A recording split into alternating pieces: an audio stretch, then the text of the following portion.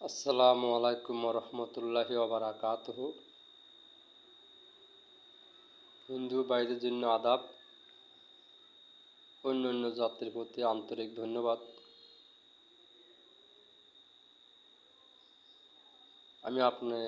আমি আজকে আপনাদের জন্য একটা উপদেশ নিয়ে আসছি।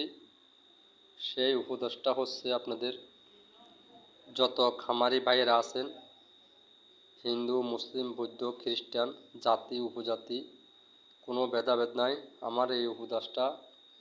আমি যে উপদেশটা দেব, সেই উপদেশ সবাই ব্যবহার করতে পারবেন, সেই তকদিরটা সবাই ব্যবহার করতে পারবেন। ইনশাআল্লাহ আপনারা কাজে সাফল্য অর্জন করতে পারেন। যারা যারা পশুপালিত খামার করেন, বা গরু, ছাগল, হাঁস, মুরগি, উট, ভেড়া, দুম্বা, মহিষ, এগুলা যারা পালেন তাদের জন্য বলতেছি, এবং যারা ঘরের মাধ্যমে প্রত্যেকটা ফ্যামিলি গরু ছাগল পালেন, হাঁস মুরগি পালেন, তাদের জন্য বলতেছি, আমার এই ভিডিওটা যদি আপনারা শুনেন মনোযোগ দিয়া, অথচ আপনাদের উপকার আসতে পারে। এগুলো আমি ছাড়তাম না, এগুলো ছাড়তেছি যে আমার এক বন্ধু আমাকে হঠাৎ এক সময় একদিন বলছিল যে, ভাই আমি প্রায় 25 লক্ষ টাকা মার খেয়েছি। কীভাবে ভাই?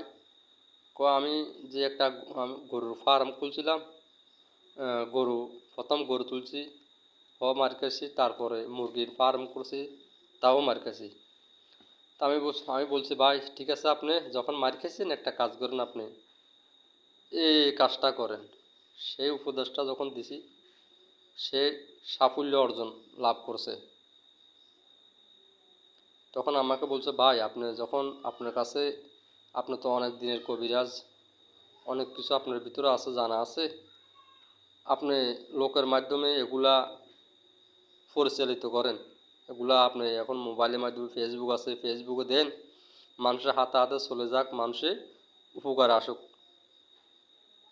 তখন উনি আমাকে রিকোয়েস্ট করার পরে তখন আমি এই জিনিসগুলো ছাড়তে আসি। জিনিসটা হচ্ছে, তকদিরটা হচ্ছে এটাই, মনোযোগ দিয়ে শুনেন। যেদিন শনিবার রাত সন্ধ্যা মাগরিবের পরে কালো দুত্রা গাছ নেবেন, এক নিঃশ্বাসে তুলে নেবেন। আগে খোঁজ করে দেবেন কার বাড়িতে আছে। ওই বাড়ির থেকে শনিবারের রাত্রে এক